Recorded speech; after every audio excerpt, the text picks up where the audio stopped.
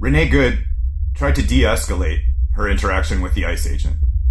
She tried to follow orders that ICE agents gave her to leave, to get out of their way. She waved them by through her window. Her last words were telling the ICE agent who murdered her that she wasn't angry at him. The ICE agent is clearly on video shooting through the front of her window from the side, and then shooting twice through the side passenger window in the face. Shooting a moving car doesn't stop it. It just disables the only person who could hit the brakes. These are all the wrong defenses to be making of Renée Good right now. This is all the wrong foot to lead with, because this is what MAGA wants us to be litigating. You saw it. I saw it. She was murdered on camera.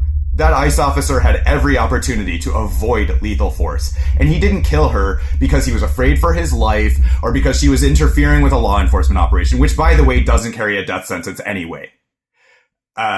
She was guilty of being a lesbian with pronouns in her bio.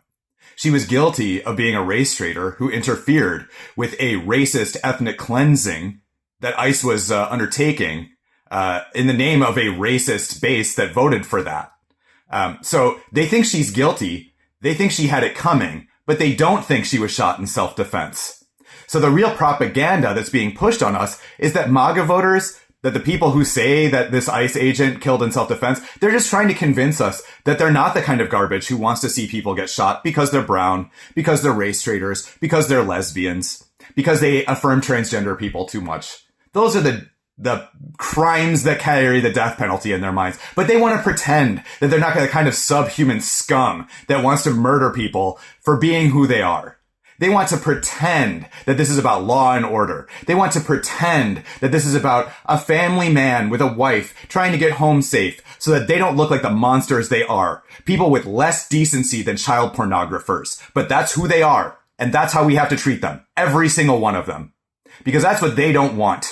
So don't get sucked into their gaslighting bullshit. Cut them off. Treat them like anybody who's awaiting a trial for child pornography, because that's the level of decency your average MAGA voter is dealing with here, operating with the world in here. And every time you thought, oh, this is a nice person, they were nice to me, that was propaganda for their decency. The same kind they're using here. Every time they try to cast doubt on Donald Trump being a rapist, despite the mountain of evidence that he's involved with one of the world's most notorious pedophiles and child sex traffickers, that's propaganda for their decency, not for Donald Trump.